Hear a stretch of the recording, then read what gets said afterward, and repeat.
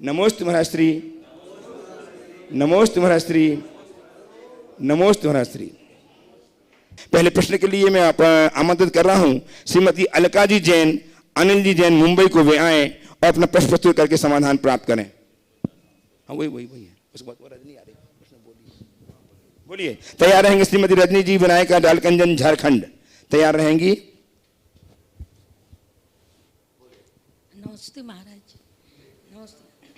अगर किसी व्यक्ति को किसी भगवान विशेष से ज़्यादा लगाव हो और वह रोज उसी मंदिर में जाके उन्हीं एक प्रतिमा जी का ही भक्ति भाव से अभिषेक करते हों और भक्ति भाव पूजन पाठ करते हों और किसी दूसरे अन्य वेदियों पे उतना खास लगाव नहीं रखते हों, तो उन्हें कुछ दोष लग सकता है? ये दोष नहीं है, ये क्षोभम सम्यक दृष्टि की विशेषता है। सम्यक्त प्रकृति के उदय से चलमल अगाढ़ दोष लगते हैं, उसमें ऐसा होता है कि किसी तीर्थंकर विशेष के प्रति विशेष अनुराग हो जाए, पर चूंकि उनका अनुराग भगवान से ही किसी और से नहीं, इसलिए वो उनके कल्याण का कारण है। 24 के भीतर हो तो कोई दिक्कत नहीं, 25वां हो तो खतरा है। उपस्थित हो श्रीमती रजनी जी विनायका डाल्टनगंज झारखंड, तैयार है श्रीमती कुमकुम कोमल कुमार जी जैन साहिबाबाद ट्रस्टी गुणायतन उत्तर प्रदेश। गुरुवर के चरणों में मेरा बारंबार नमस्ते। जैसा कि हम सब जान रहे हैं, पटना नगर में पंचकल्याणक होने वाला है और बहुत से लोगों के इस पंचकल्याणक में भगवान के माता पिता बनने का सौभाग्य मिलता है। जो पर गृहस्थ अवस्था में माता पिता हैं और जो नहीं बन पा रहे हैं, माता पिता बने हुए हैं, और जो गृहस्थ अवस्था में माता पिता नहीं हैं, तो वो क्या भगवान के माता पिता बनने योग्य हैं? इस पे दर्शन देवा। देखो, भगवान के माता पिता बनने की योग्यता कई तरीके से व्याख्यायित की जाती है। भगवान के माता पिता उत्तम शावक को बनने का सौभाग्य मिलता है। पहली बात, वो अच्छी चर्या क्रिया वाला शावक हो, कुलाचार का दृढ़ता से पालन करता हो, धर्मनिष्ठ हो, श्रद्धावान हो, उसके हृदय में वैराग्य भी हो। एक बात तो ये, साथ ही माता पिता अगर वो संतानहीन है तो माता पिता बन सकते हैं यद्यपि उन्हें संतानोत्पत्ति की योग्यता हो, और जो संतानोत्पत्ति के अयोग्य हों उनके लिए कई लोग नहीं बनाते हैं, कई जगह बना भी दिया जाता है। तो ये कुछ तो ऐसे भी प्रसंग मैंने देखे हैं जिनके यूट्रस की सर्जरी हो गई है, उनको भी लोगों ने बना दिया है। अब शास्त्र में इस विषय में जिस समय शास्त्र लिखे गए उस समय तो ये कोई प्रक्रिया ही नहीं थी, तो इसका कोई उल्लेख नहीं है। पर यह एक भावनात्मक संबंध है, तो भावना को देखते हुए पात्र को देखकर विचार किया जा सकता है। इसके लिए मैं ये नहीं कह सकता कि ये बनने के योग्य हैं या नहीं। हाँ, मेरे पास कोई प्रकरण आएगा तो मैं उस पर जरूर कह सकता हूँ कि मैं इसे स्वीकारूंगा या नहीं। ठीक है। उपस्थित हो श्रीमती कुमकुम कोमल कुमारी जैन साहिबाबाद ट्रस्टी गुणायतन, तैयार हैं श्री शुभम जी जैन अपने मम्मी पापा के साथ पीटरवाड़ झारखंड से। नमोस्तु महाराज जी। महाराज जी, ये भगवान जी के समूह शरण में बैठे हुए भव्य जीव सीधे अपना प्रश्न भगवान जी से पूछते हैं या उनकी शंका का समाधान स्वयं हो जाता है उनकी खिरती हुई वाणी को सुनकर? देखिए, पुराणों का अगर हम अध्ययन करें तो दो तरह की बातें दिखती है। कुछ प्रश्न सीधे भगवान से भी पूछे गए हैं और कुछ प्रश्न गणधर देव से भी पूछे गए। क्योंकि भगवान की वाणी का व्याख्यान गणधर करते हैं, तो गंधर्वों ने व्याख्या की, उसी क्रम में प्रश्नकर्ताओं ने गणधरों से भी पूछा है। और कई बार तो भगवान की वाणी भी प्रश्नकर्ता के प्रश्न से खिली। सीधे राजा सैनिक ने भगवान से पूछा और भगवान ने अपना उपदेश दिया। तो दोनों तरह की बातें। उपस्थित हूँ श्री शुभम जैन अपने मम्मी पापा के साथ पीटरवाड़ झारखंड से, तैयार हैं श्री संस्कार जैन वनगांव से। नमोस्तु गुरुदेव, मेरा आपके चरणों में कोटि कोटि नमन। महाराज जी, मेरा प्रश्न ये है कि एकलव्य ने विद्या पाने के लिए द्रोणाचार्य की मूर्ति को स्थापित कर पूजा अर्चना की, वैसे ही हम विद्यार्थी विद्या और बुद्धि पाने के लिए क्या करें, कृपया साधना समाधान। बहुत अच्छा सवाल किया। एकलव्य ने ज्ञान पाने के लिए द्रोणाचार्य की मूर्ति स्थापित की, हम विद्यार्थी क्या करें? तो एकलव्य ने द्रोणाचार्य की मूर्ति कब स्थापित की? जब उसके हृदय में वैसी श्रद्धा थी। अगर ज्ञान प्राप्ति की प्रबल लगन हो और श्रद्धा हो तो तुम भी वो कर सकते हो। और जिससे मुझे ज्ञान पाना उसे अपने जीवन का आदर्श बनाकर हृदय में स्थापित करो। उनके आदर्शों का अनुकरण करते हुए उस रास्ते पर आगे बढ़ो तो उनके स्वरूप को प्राप्त किया जा सकता। अगला आए संस्कार जी और तैयार हैं श्रीमान वैभवी जैन। दोनों मुनिराजों के चरणों में बारंबार नमोस्तु। महाराज जी, अरहंत परमेष्टि के 46 मूल गुण होते हैं, तो जब सामान्य केवली 4 घातीय कर्मों को क्षय करके अरहंत हो जाते हैं तो उनमें 46 मूल गुण क्यों नहीं होते? देखिए, अरहंत के 46 मूल गुण जो कहा जाता है वो सामान्य है, तीर्थंकरों को केंद्र करके बालबोध में। अरहंत के मूल तो अनंत चतुष्टय है, समझिए, इसलिए उनके 4 होते हैं। आइए श्रीमान वैभवी जैन, तैयार हैं श्रीमती कीर्ति जी जैन, दिल्ली ट्रस्टी गुणायतन। महाराष्ट्र एक कोट है, first become rich then become philosopher. तो रिच लोगों का जो भी सजेशन या रिकमेंडेशन या कोई भी बात होता है उसको ज़्यादा वेटेज मिलता है, प्रैक्टिकली सबको पता है। तो ये इस पर कुछ टिप्पणी होनी। बात सही, first become rich then philosophy.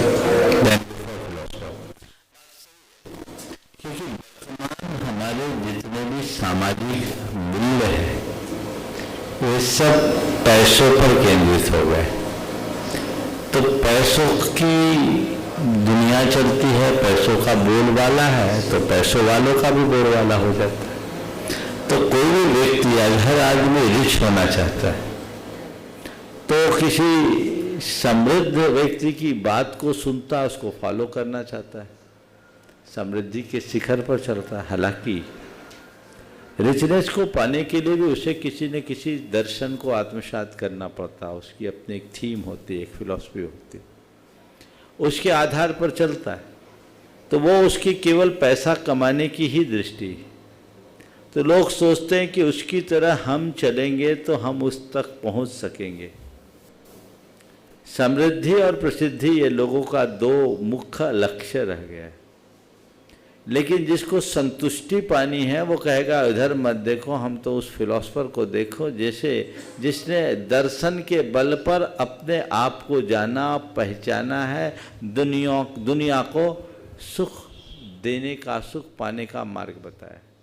हम वहाँ चले। तो वैसी दृष्टि जब हमारे अंदर में होगी तो हमारा रास्ता प्रशस्त होगा। समझ गए? तो उस तरीके से चलना चाहिए।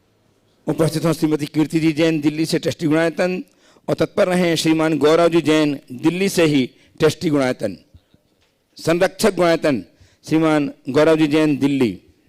नमोस्तु गुरुदेव। गुरुदेव, ऑप्टिमिस्ट का अर्थ होता है आशावादी होना या आशावान होना। और गुरुदेव, आप हमेशा कहते हैं कि हमें अपने जीवन में सकारात्मक दृष्टिकोण रखना चाहिए और आशावादी होना चाहिए। पर गुरुदेव, यदि हम अपने जीवन के संघर्ष में या प्रतिकूलता में सकारात्मक दृष्टिकोण रखते हैं तो हमारे आसपास के लोग हमें कहते हैं कि आप ऑप्टिमिस्ट हो। और जब वो ये स्टेटमेंट कोट करते हैं तो वो उसको एज ए कॉम्प्लीमेंट नहीं करते, एज ए कमेंट करते हैं। तो ऑप्टिमिस्ट होना कॉम्प्लीमेंट है या कमेंट है?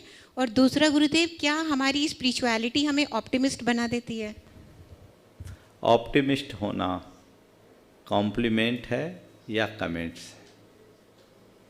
एक सबसे पहला सवाल मैं कहूँगा कॉम्प्लीमेंट भी है और कमेंट्स भी। जिसने जीवन को सकारात्मकता के साथ जाना और समझा है उसके लिए कॉम्प्लीमेंट है, और जिसने जीवन और जीवन की व्यवस्था को नहीं जाना उसके लिए कमेंट्स है।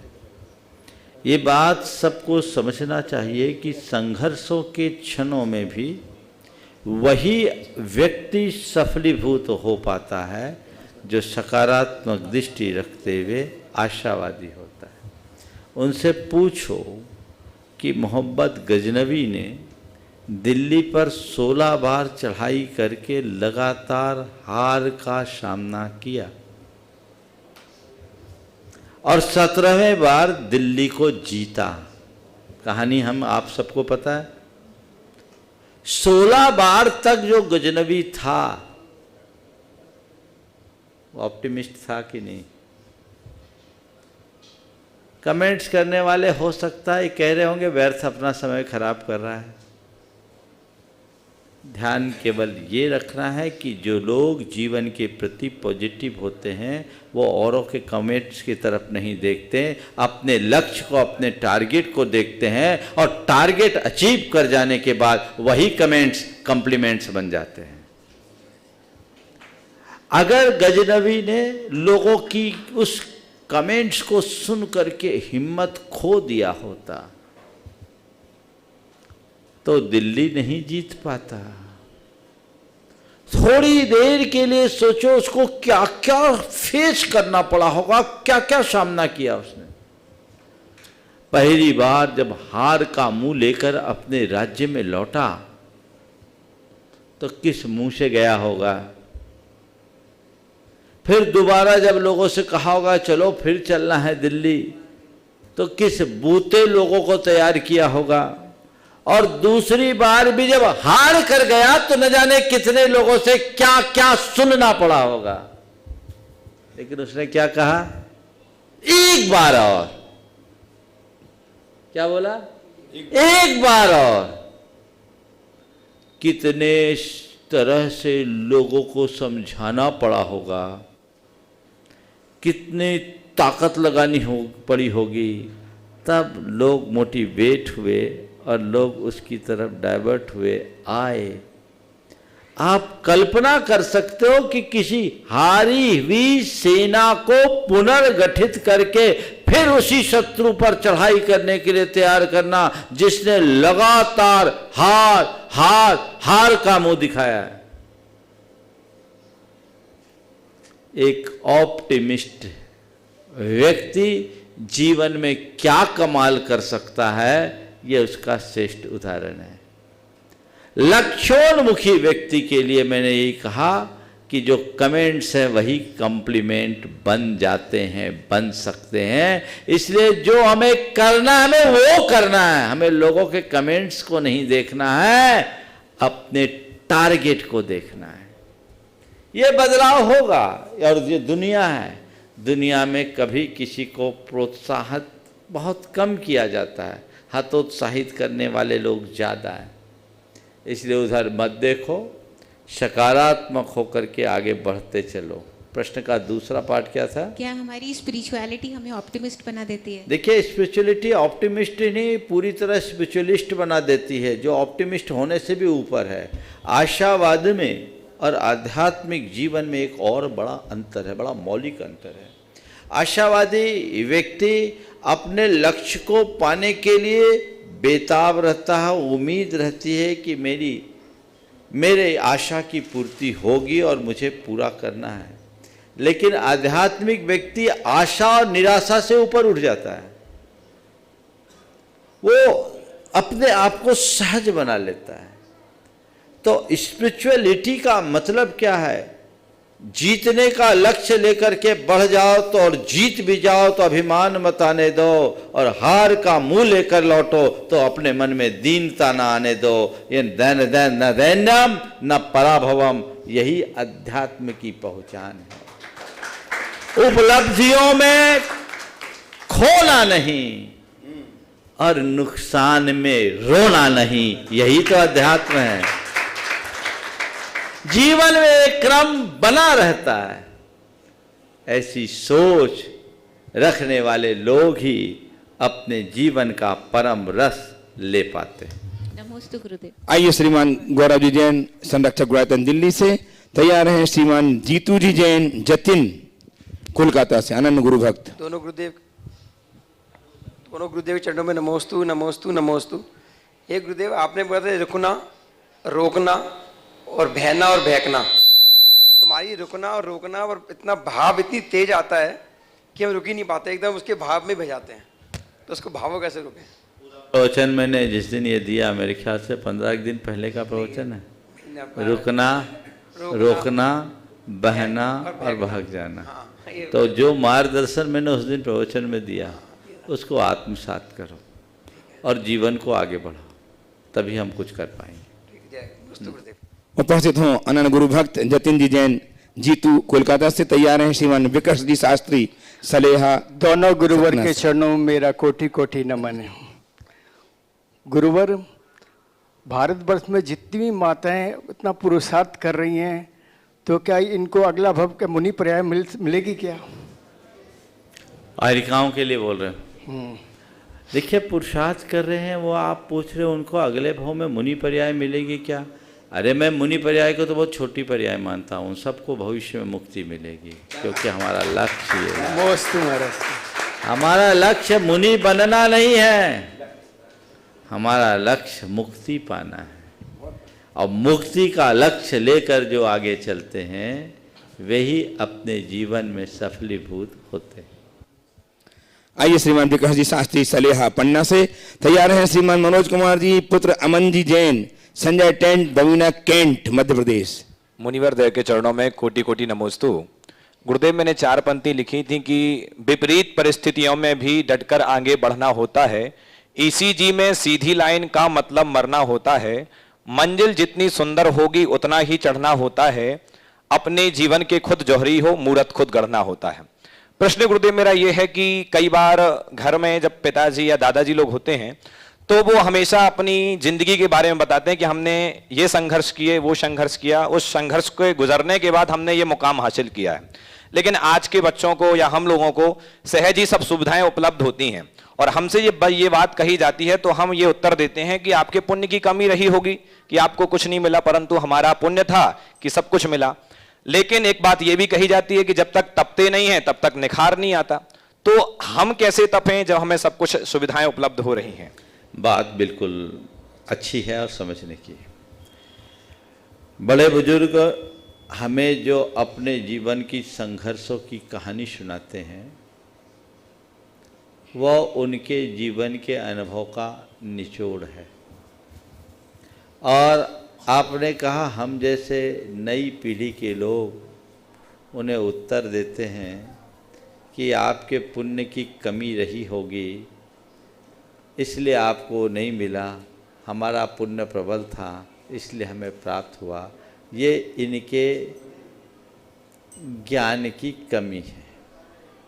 मैं इस संदर्भ में इतना ही कहना चाहूँगा कि हमारे बड़े बुजुर्गों ने पेड़ लगाया तो आज हम तुम सब फल खा पा रहे हैं, उनके प्रति आभारी रहो। अंतर उनमें और हम में कुल इतना है कि उनने पुण्य का बीज बोया, तुम पुण्य का फल भोग रहे हो। संघर्षों में पुण्य का बीजारोपण होता है और भोग में केवल भोग जो पाप की ओर धकेलता है।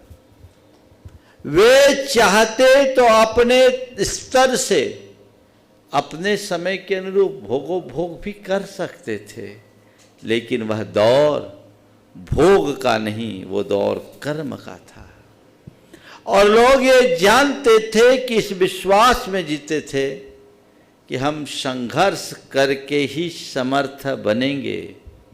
आज की पीढ़ी को संघर्षों का कोई अनुभव नहीं, इसकी ही ये परिणति है कि पहले के लोग बड़े बड़े आघात भी हंसते हंसते सह लेते थे और आज के लोग हल्के से झटके में भी पस्त हो जाते हैं।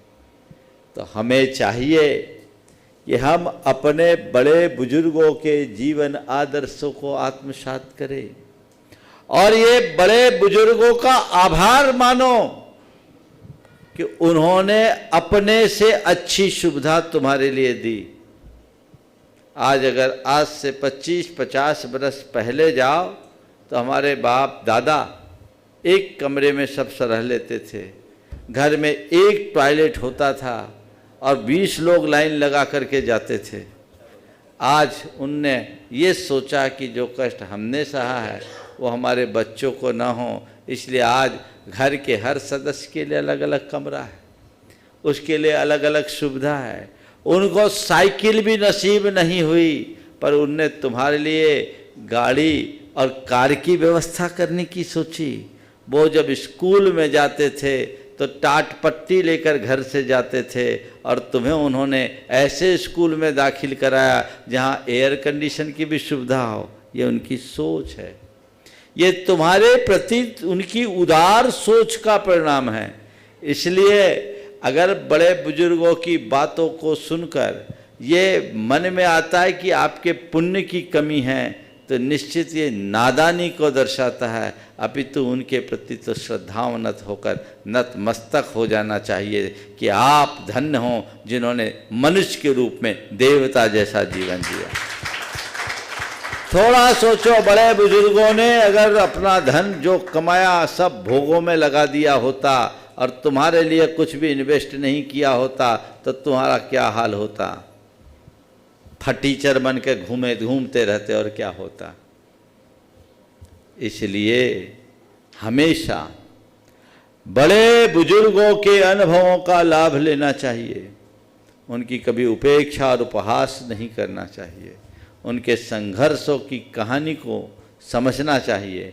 और आपने कहा तपे बिना पके बिना जीवन मजबूत नहीं होता, निखरता नहीं। ये एक बहुत बड़ा सत्य है, वो निखार सबके जीवन में आना चाहिए। आइए श्रीमान मनोज कुमार जी पुत्र अमन जी के साथ संजय टेंट, बबीना टेंट, एक ऐसा व्यक्तित्व जो पटना पंच कल्याण है वो अपना टेंट लगा करके वहां पटना बबीना टेंट का नाम रोशन करेंगे। ये संजय जी जैन टेंट, बबीना टेंट तैयार हैं। श्रीमान सुभाष जी जैन, सीईओ गायतन, दिल्ली। नमोस्तु नमोस्तु। घर पर कोई व्यक्ति अभिषेक पूजन नहीं करता है और हमारा भाव होता है कि वह दान अभिषेक पूजा करे, तो हमें ऐसा क्या करें कि भगवान के प्रति आगे होकर वो दान अभिषेक पूजन करें? देखिए, अगर कोई नहीं करता, छोटा बच्चा है तो उसे 2-4 बार प्रेरित किया जा सकता है, वयस्क है तो मार मार के मुसलमान बनाना हमारा धर्म नहीं सिखाता। उसको उसके हाल पे छोड़ दीजिए, उसके लिए भावना भाइये और ये सोचिए कि कभी ऐसा समय आएगा उसकी बुद्धि पलटेगी, वो भी रास्ते पे आएगा।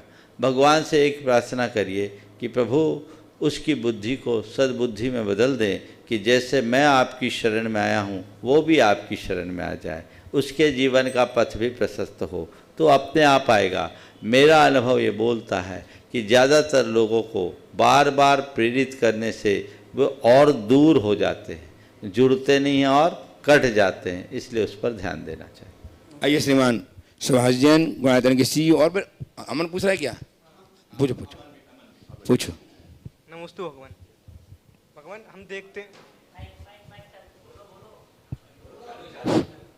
हम देखते हैं अपनी ज़िंदगी में कभी कभी घर में मम्मी पापा, चाचा चाची, चाचा पापा, इनके वाद विवाद हो जाते हैं।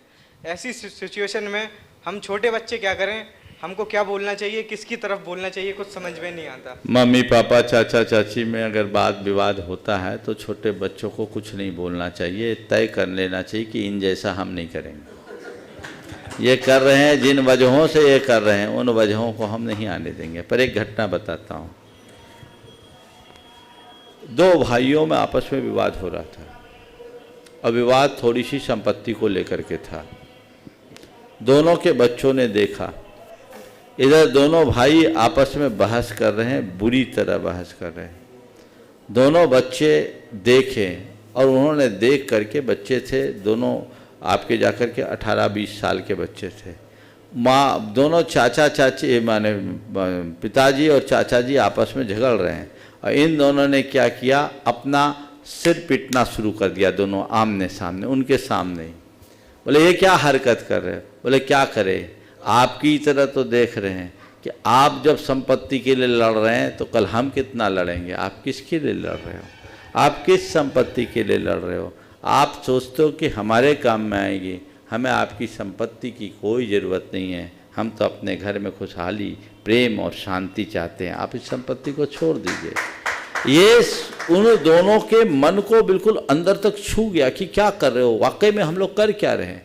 बच्चों ने कहा आप लोगों से हम लोग कुछ कह नहीं सकते, आप हमारे बड़े हो, सम्माननीय हो, लेकिन आप हमें कौन सा आदर्श दे रहे हो। आज दोनों के पास किसी चीज़ की कमी नहीं, पर थोड़ी सी संपत्ति को लेकर इस तरह से उलझन।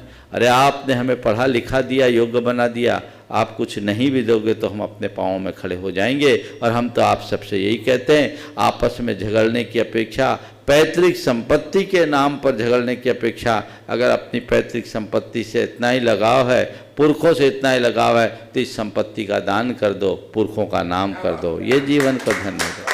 ये भी एक दिशा है, और ऐसी दिशा दृष्टि देकर जीवन में बड़ा बदलाव घटित किया जा सकता है। चरणों के वंदनार्थ उपस्थित हैं श्रीमान अशोक जी उपाध्याय, सक्रिय कार्यकर्ता के रूप में जाने जाते हैं। वे आए, गुरुदेव चरणों की अभिवंदना करें, आशीर्वाद प्राप्त करें, और इनका सम्मान करने के लिए, आपकी करतल ध्वनि तो होगी ही होगी, इनका सम्मान करने के लिए गुवाहाटी के CEO श्रीमान सुभाष जी जैन एवं गुवाहाटी के मुख्य प्रशासक श्रीमान शैलेंद्र जी जैन दिल्ली आए। पूरी व्यवस्थाओं में तत्परता के साथ जो निरंतर सहयोग दे रहे हैं, ऐसे उपाध्याय जी आज हमारे बीच हैं और गुरुदेव चरणों की अभिवंदना कर रहे हैं। आशीर्वाद प्राप्त कीजिएगा। इनके सम्मान करते समय आप लगातार इनकी तालियां बजाकर अभिनंदन करते रहिएगा। अंग वस्त्र उठा करके माल्या अर्पण करके श्रीमान गुवाहाटी के CEO सुभाष जी जैन, गुवाहाटी के मुख्य प्रशासक श्रीमान शैलेंद्र जी जैन दुबई दिल्ली, ये सम्मान कर रहे हैं। आपकी तालियां अनवरत बजती रहनी चाहिए। ऐसे व्यक्तियों का सम्मान निसंदेह निरंतर सराहनीय हुआ करता है, जो निरंतरता के साथ सेवा कार्य में लगे रहते हैं। श्रीमान सुभाष जी जैन CEO गुवाहाटी, दीनदयाल जी उपाध्याय जी, अशोक जी उपाध्याय का परिचय देंगे, साथ ही सम्मान प्रश्न प्रस्तुत करेंगे। आज ये अत्यंत हर्ष का विषय है कि इस सभा में श्री अशोक जी उपाध्याय आज उपस्थित हैं। श्री अशोक जी उपाध्याय बहुत समय से झारखंड के एक प्रमुख समाज सेवी हैं और बाबूलाल मरांडी जी के क्लास फेलो भी रहे हैं, जहाँ तक मैं समझता हूँ, साथ में पढ़े हैं, लंगोटिया यार भी रहे हैं गुरुदेव। तो आज ये हम सबका सौभाग्य है कि इतने उनके नज़दीकी मित्र, और कल गुरुदेव का दर्शन करने भी गुरु बाबूलाल मरांडी जी आ रहे हैं, और उसकी पूरी व्यवस्था में और पूरा ये जो विहार वहाँ से जो चला है हमारा मधुबन से, तब से लगातार उसमें इंटरेस्ट ले रहे हैं। बीच बीच में फ़ोन करते रहते हैं गुरुदेव कहाँ हैं, और बीच में दर्शन के लिए वहाँ भी आए थे, मधुबन में भी आए थे। तो बहुत हम आपका स्वागत करते हैं ऐसे गुरु भक्त का, बहुत बहुत आपका स्वागत है। और आप कोई प्रश्न पूछना चाहेंगे तो अच्छा है। प्रश्न तो नहीं, हम मरांडी जी से बात हुई थी और गुरुदेव जी का आदेश हुआ था, तो हम लोगों ने संपर्क किया उनसे, तो वो आ रहे हैं रास्ते में, और उन्होंने कहा कल 8 बजे शायद सुबह में तय हुआ है ना, 8:30 बजे सुबह अपने यहाँ कार्यक्रम होगा तीसरी में। और ये एरिया जो है सो हम लोगों का अपना है, गांव मेरा बगल में है, और मैं बीजेपी से हूँ। मैं पहले जिले का अध्यक्ष था, बीच में विश्वोत्तरी का उपाध्यक्ष जो सरकारी पद होता है महाराज जी की कृपा से था, और आज हम लोग स्वस्थ होकर और ये सामाजिक काम में लगे, सब महाराज जी का आशीर्वाद है। और महाराज से हम लोग पहले से प्रेरित हैं। बाबूलाल मरांडी जी भी, हम लोग भी इनके सानिध्य को प्राप्त करने के लिए हमेशा ललायित रहते हैं, और बाबूलाल जी का भी बहुत आस्था है महाराज जी पर, तो इसीलिए वो चल कर आ रहे हैं। व्यस्त कार्यक्रम भी था तो कहे कि नहीं मैं आता हूँ, रात को फिर मुलाकात होगी महाराज जी से। जी प्रणाम। तैयार रहेंगी बेटी बहन शकुन दीदी साहब ट्रस्टी गुणायतन। उसके पहले मेरा प्रश्न, परम श्रद्धेय मुनिदेव के चरणों में शत नमन। गुरुदेव, लोभ एक कसाय है और प्रलोभन लोभ तो ये तो सर्वविदित है, लेकिन थोड़ा विचार करने से लगता है कि धन प्रॉपर्टी आदि के लिए जो लोभ होता है वो तो अपनी जगह है, लेकिन दूसरा जो लोभ है गुरुदेव मानसिक, वो यश कीर्ति इस सब का जो लोभ है ये मुझे काफी घातक दिखता है गुरुदेव। तो इससे बचने का क्या उपाय हो कि हमारे मन में ऐसी कोई लालसा ना आए। लोभ तो लोभ है, कोई भी लोभ हो, यश कीर्ति धन वैभव। हमारे यहाँ 4 प्रकार की ऐष्णा है, वित्तेष्णा, पुत्रेष्णा, लोकेष्णा और भोगेष्णा।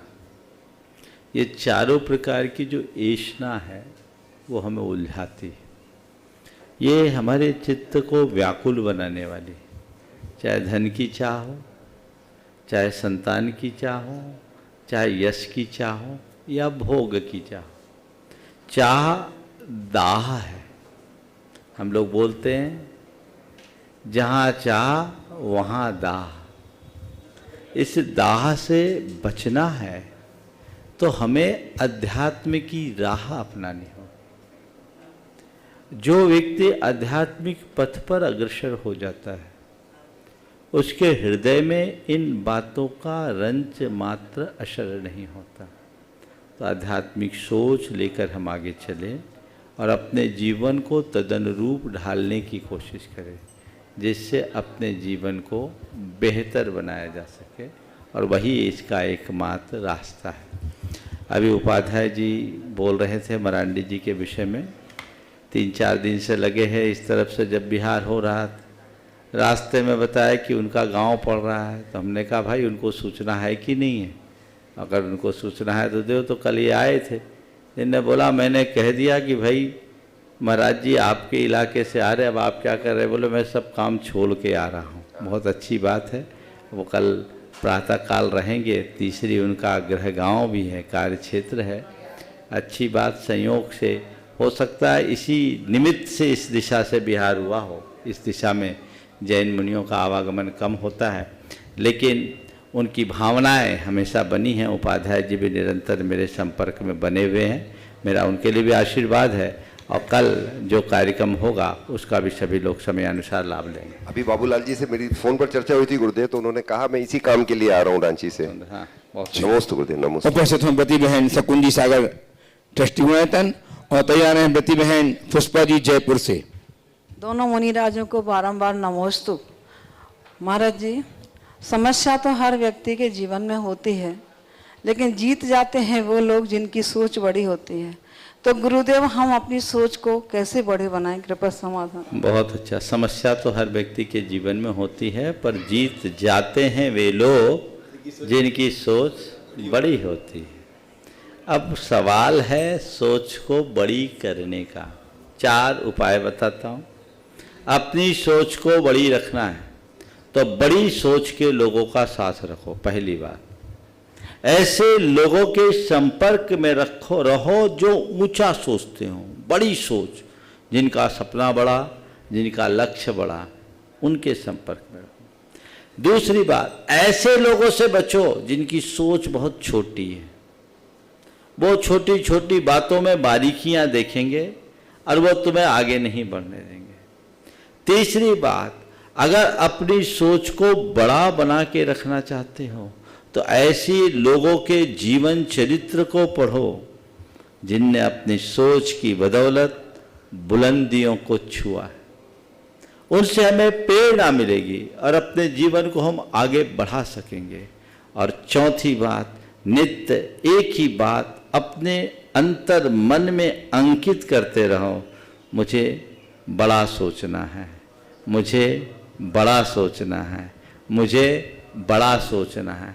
ये जब बात आएगी, मुझे अपने सोच को बड़ा रखना है, ये मन में, हमारे सबकॉन्शियस माइंड में ये बात बैठ जाएगी, तो फिर स्वाभाविक तौर पर हमारी सोच निखरेगी जो हमें एक अलग पहचान देगी। नमस्ते। उपस्थित हूँ ब्रती बहन पुष्पा जी जयपुर से। दोनों गुरुवरों के चरणों में नमोस्तु नमोस्तु नमोस्तु। महाराज श्री, जब आप आहार लेते हो तो आपके चेहरे की मुस्कान ऐसे लगती है जैसे आप 56 तरह का हार ले रहे हो, लेकिन महाराज श्री हम लोग जब देते हैं तो वो नीरस हार, हमारी आंखें भर जाती है उस समय, हम आंसुओं को पी जाते हैं। महाराज श्री, आप बताइए कि कब, कितने लंबे समय से आप ऐसा क्यों और कैसे लेते हो? देखो, आहार भले नीरस हो, देने वाला सरस होना चाहिए, है ना? अगर देने वाला भक्ति के रस से भरकर दे रहा है तो भगवान महावीर के हाथ में तो उड़द के बांकुले भी अमृतमय हो गए थे, समझ गए? और यही अंतर है एक साधु में और एक सामान्य जन में। अभी मुझसे पूछा गया, महाराज आहार ठीक हो गया? मैंने कहा बिहार में आहार नहीं होता, गाड़ी में डीजल डलता है। नहीं महाराज श्री, लंबे समय से देख रहे हैं आप। सुनो तो पूरी बात, गाड़ी में डीजल जलता है क्योंकि अब गाड़ी को चलाना है तो देना तो पड़ेगा। अब साधु है, पैदल चलकर आया है, गर्मी का समय है, एक बार लेना है, खड़े होकर लेना है, तो उसे तो उतना ही लेना होगा। और आप भक्तों का मन कभी नहीं भरता, चाहे जो हो जाए। रहा सवाल नीरस और सरस का, तो एक ही वाक्य में उत्तर देता हूँ। साधु साधु नीरस भोजन में भी सरस बना रहता है। साधु नीरस भोजन लेकर भी सरस बना रहता है, और स्वादु सरस भोजन लेकर के भी नीरस जीवन जीता है। समझ गए? इसलिए सवाल ये नहीं कि नीरस लिया जा रहा है या सरस, महत्वपूर्ण तो ये है कि जीवन में रस है या नहीं। तो आप रस तो भरा दिखता है ना, इसलिए आनंद लो, उसे भी मुस्कुराते हुए लो, और सामने वाले को भी मुस्कुराहट दो, और पूरे दिन मुस्कुराते रहो। लेकिन कैसे करें महाराज जी, हमारे आंखों में चलो गुरुदेव, अब मैं कुछ ऑनलाइन प्रश्नों के माध्यम से इस कार्यक्रम को गति प्रदान करना चाहता हूं, आपका आशीर्वाद चाहते हुए। IAS आदित्य जैन सागर से आपके चरणों में कोट से वंदन करते हुए जानना चाहते हैं कि गुरुदेव, परीक्षा के डर को दूर कैसे करें? परीक्षा के समय मन को एकाग्र कैसे करें? परीक्षा देते समय तनाव हो जाता है, सही जवाब भी गलत लिख दिया जाता है।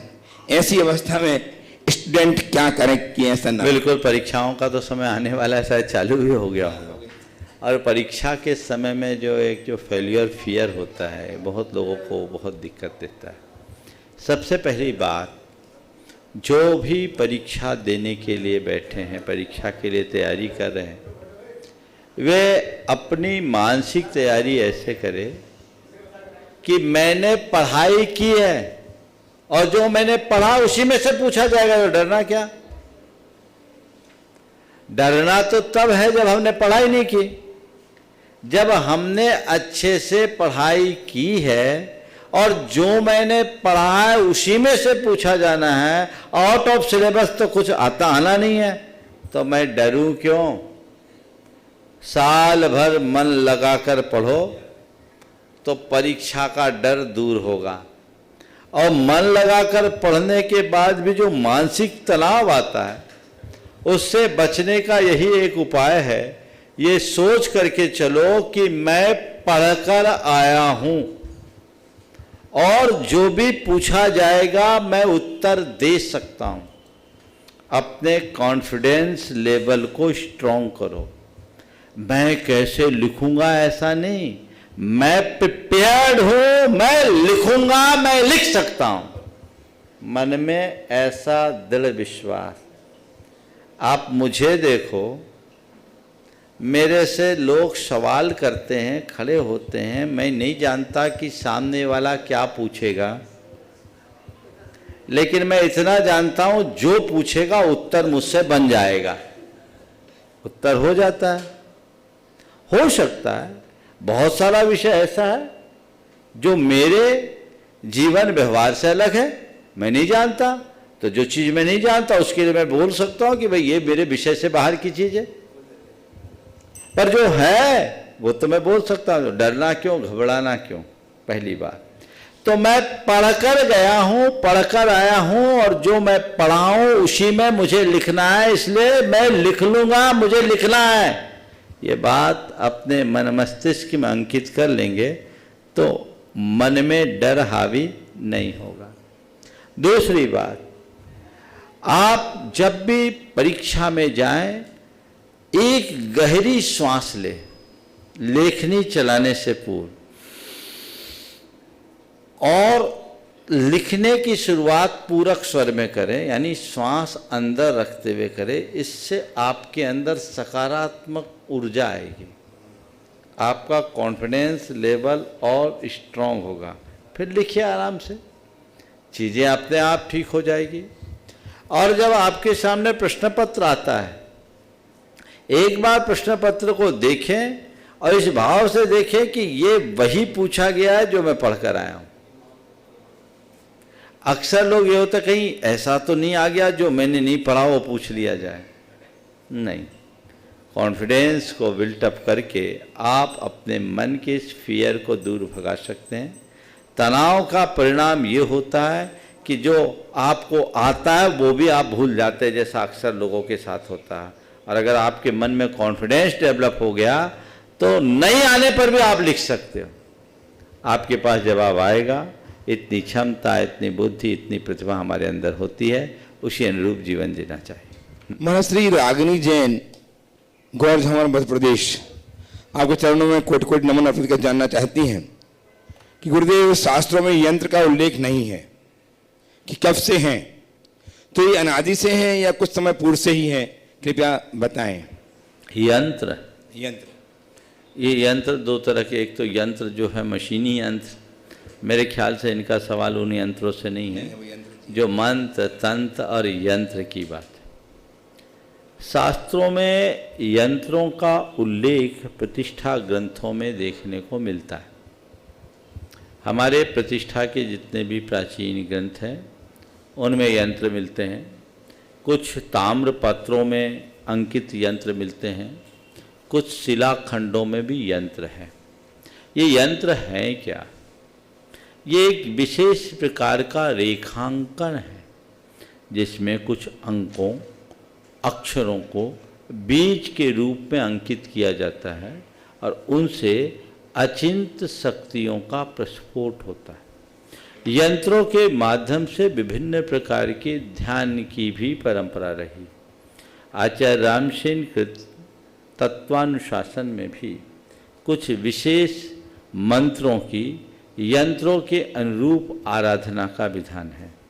इसलिए ये कहना कि जैन शास्त्रों में यंत्रों का उल्लेख नहीं है, ये सुसंगत नहीं है।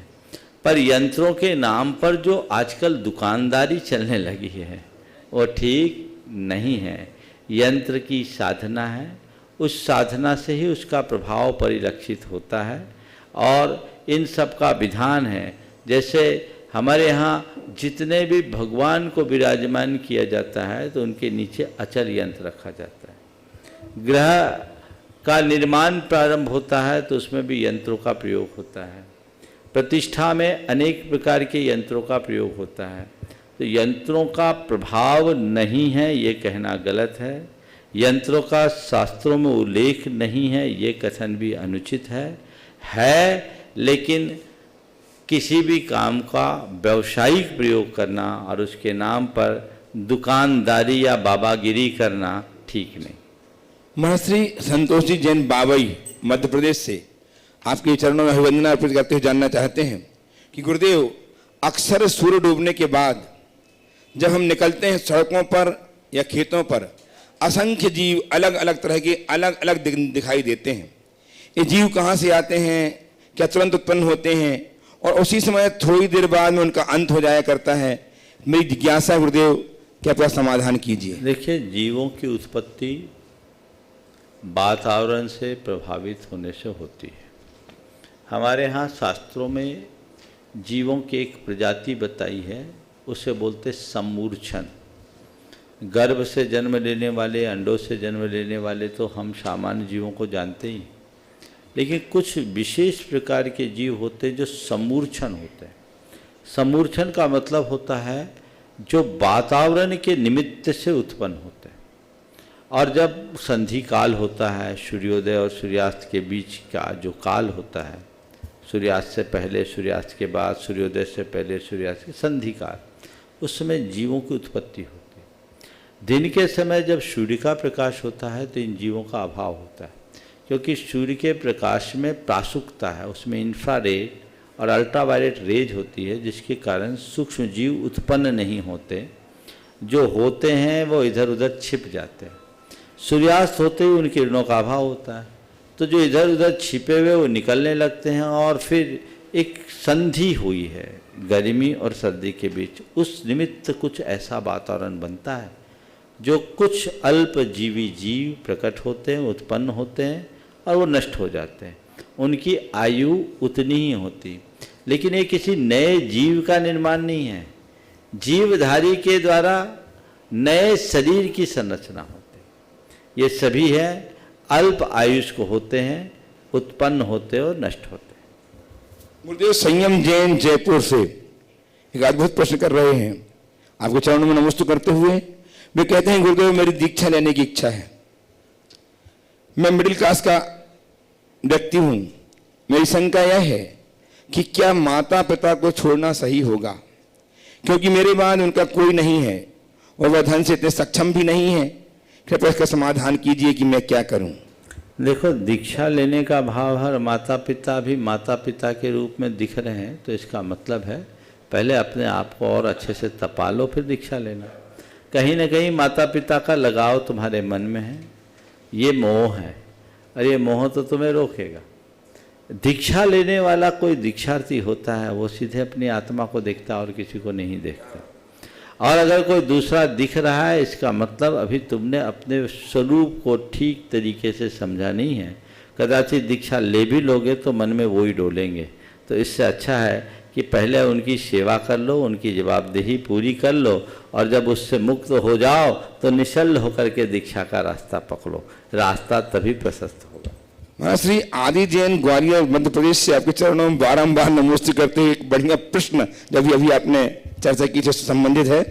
नमोस्तु गुरुदेव, पृथ्वीराज चौहान और उनके शत्रु मोहम्मद गौरी में 17 बार युद्ध हुआ। गौरी में हुआ था, मैं गजनी बोल दिया। और 17 बार पृथ्वीराज ने युद्ध जीता और उसे क्षमा कर दिया। लेकिन जब 18वीं बार युद्ध हुआ तो पृथ्वीराज युद्ध हार गए। फिर आगे चलकर अनेक यातनाएं सहने और अपनी आंखों को खोने के बाद उन्होंने अपनी शब्दवेदी विद्या के से मोहम्मद गौरी को मारा और फिर खुद भी मृत्यु प्राप्त हुए। मेरा प्रश्न यह है कि ऐसा कौन सलाहकार था जिसने उन्हें गौरी को 17 बार क्षमा करने का सुझाव दिया, और क्यों 17 बार क्षमा किया? इस निर्णय से पृथ्वीराज को व्यक्तिगत और देश को भी कुछ फायदा नहीं हुआ, मगर पहले ही युद्ध में गौरी को मार दिया जाता तो आगे युद्ध भी न लड़ने पड़ते, जीवन भी बचता, देश का भी कुछ भला होता, और ना ही कोई उस गौरी के 17 बार युद्ध लड़ने के प्रयासों का उदाहरण देता। आज पृथ्वीराज की क्षमा का उदाहरण कोई नहीं देता, बल्कि इस गौरी के प्रयासों का दिया जाता है। ऐसा क्यों? बहुत अच्छा सवाल। देखिए, युद्ध नीति या राजनीति की दृष्टि से देखा जाए तो ये पृथ्वीराज की चूक थी, लेकिन अध्यात्म नीति की दृष्टि से देखा जाए तो ये उसका पराक्रम था। युद्ध नीति कहती है कि शत्रु को कभी माफ मत करो। राजनीति भी कहती है कि शत्रु को कमजोर मत समझो, उसको पराभूत करो, और ये काम पृथ्वीराज चाहते तो पहली बार में ही कर देते। लेकिन मोहम्मद गौरी, जिसका मैंने भूल से थोड़ी देर पहले गजनी नाम दिया था, मोहम्मद गौरी ने जो कुछ भी किया हो सकता है कुछ आरजू मिन्नत की हो, कुछ किया हो। इतिहास लेखकों ने भले कुछ नहीं लिखा, लेकिन हमारी संस्कृति कहती है शत्रु से शत्रुता केवल युद्ध के समय होनी चाहिए, बाद में नहीं। उन्होंने उस भाव से उसे क्षमा कर दिया। और पृथ्वीराज चौहान का ये निर्णय तब तक सही रहता जब तक देश में कोई जयचंद पैदा नहीं होता।